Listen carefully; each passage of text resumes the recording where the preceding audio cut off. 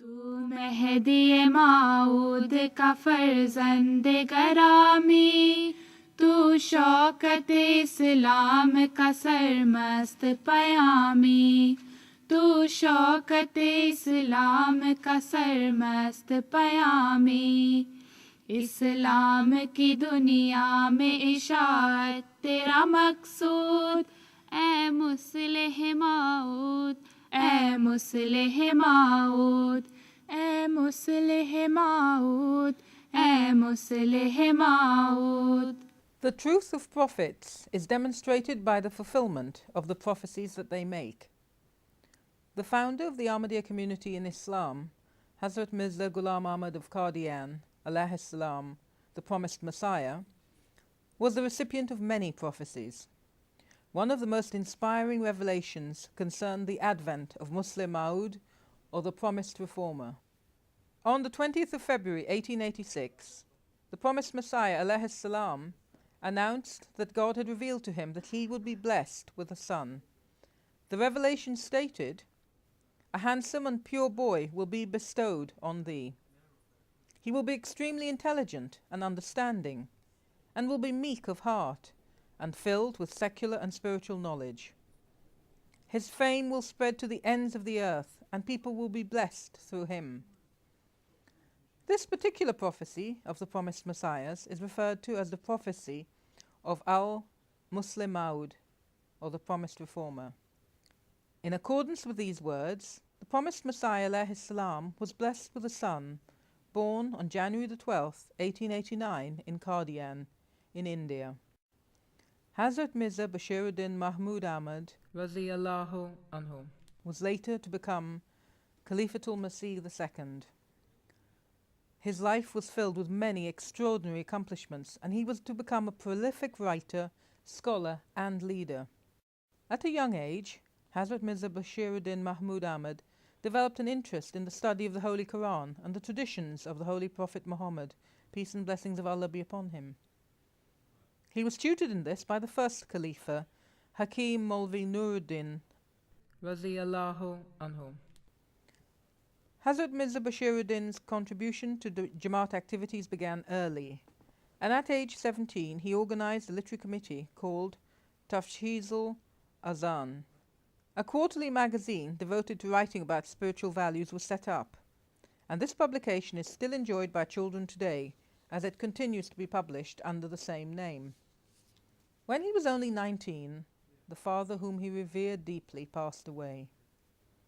Standing at the side of the promised Messiah's deceased body, Hazrat Mirza Bashiruddin pledged, "If all others should leave the Jamaat of the promised Messiah and I should be left alone, I will stand by the covenant of allegiance, the purpose for which Hazrat Ahmad was sent to this world. I shall leave no stone unturned to fulfill that purpose." The second Khalifa lived another 57 years after making that pledge, and every day of his life bore testimony to the fact that he lived up to his high resolve. In 1914 he was elected as the second Khalifa.